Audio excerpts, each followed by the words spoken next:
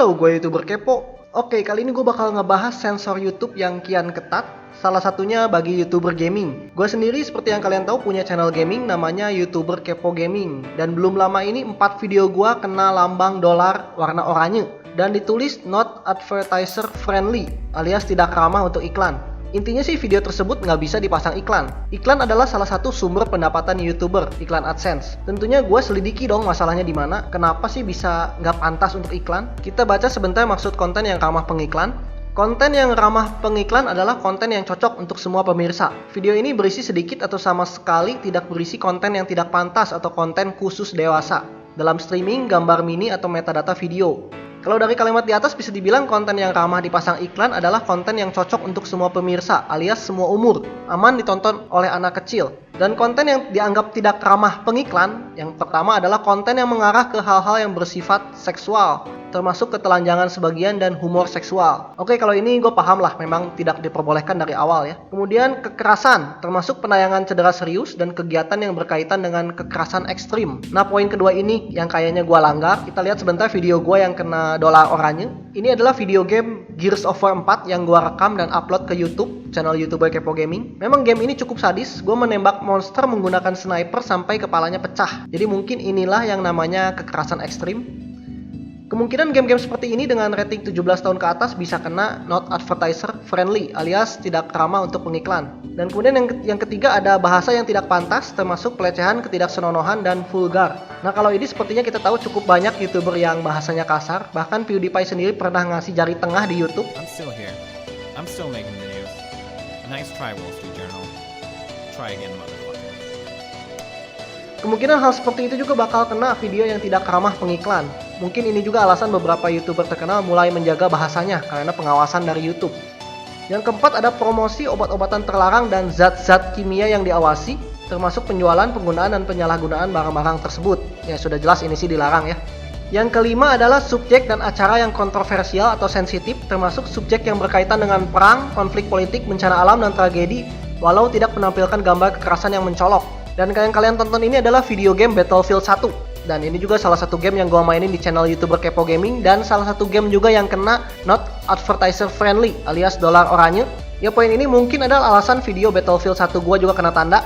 Battlefield 1 ini game yang menceritakan perang dengan sangat realistis yang merupakan tragedi. Bahkan kekerasannya pun terlihat jelas. Yang kalian bisa lihat di sini, Battlefield 1 itu berdasarkan event yang terjadi lebih dari 100 tahun yang lalu. Lebih dari 60 juta prajurit bertempur. Makanya video game ini kena not advertiser friendly alias tidak ramah untuk pengiklan karena memang melanggar ketentuan. Pertanyaannya adalah bagaimana cara YouTube menggunakan sistemnya untuk mendeteksi setiap video kita yang tidak ramah pengiklan. Jadi YouTube menggunakan teknologi dan proses penegakan kebijakan untuk menentukan apakah video cocok untuk iklan atau tidak. Ketersediaan video dalam mode terbatas tidak mempengaruhi kemampuannya untuk dimonetisasi katanya. Nah, ini yang menarik. Jadi walau dalam mode terbatas alias batasan usia, hal tersebut tidak akan berpengaruh. Jadi tetap saja kita bisa kena tanda tidak ramah pengiklan kalau video kita melanggar peraturan yang gua sebut sebelumnya.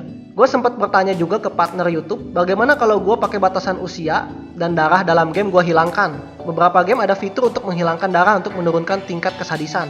Mereka bilang hal tersebut tidak akan berpengaruh karena cepat atau lambat tetap kena yang namanya not advertiser friendly. Jadi YouTube menggunakan sistemnya untuk pemeriksaan secara otomatis dan beberapa video game bahkan sudah disetting default, langsung tidak bisa dipasang iklan karena berbagai faktor, salah satunya kekerasan. Jadi YouTube memiliki sistem yang otomatis memeriksa berbagai fitur video seperti judul, metadata, dan gambar visual video untuk memutuskan seberapa pantas video tersebut untuk iklan umum.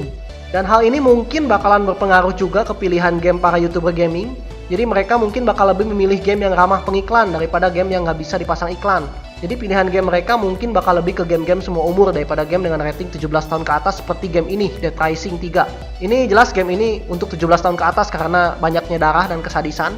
Kesimpulannya YouTube terutama untuk game, sensornya menjadi kian ketat. Game-game keren dengan rating 17 tahun ke atas sebenarnya banyak banget.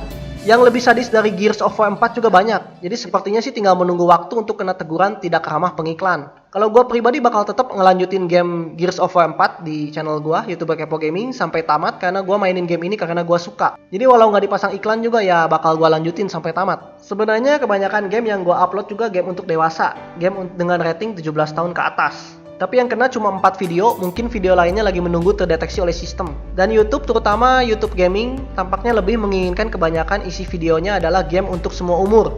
Salah satu alasannya karena YouTube jadi media yang gampang diakses oleh anak kecil, sehingga anak kecil bisa bebas menonton game di luar batasan usianya. Fitur batasan usia di YouTube juga tampaknya tidak berpengaruh banyak, makanya YouTube langsung menyerang ke intinya, yaitu konten. Ya sangat disayangkan menurut gua, sedikit banyak pasti ini berpengaruh ke konten para YouTuber. Tinggal pilih aja konten semua umur yang aman dipasang iklan atau konten dewasa tapi siap-siap menunggu teguran dari YouTube dengan alasan tidak aman dipasang iklan. Sisi negatifnya, orang-orang dewasa akan terbatas dalam menikmati konten karena peraturan ini. Seperti kata Eric Kane, kontributor Forbes.com yang menulis, tidak semua channel YouTube ingin menjadi channel semua umur. YouTuber tidak menginginkan YouTube menjadi seperti TV dengan segala regulasinya.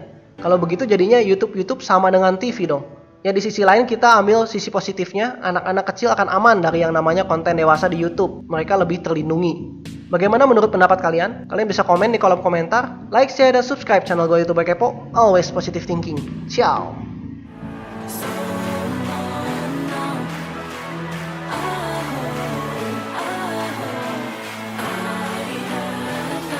A way to break free from you and I.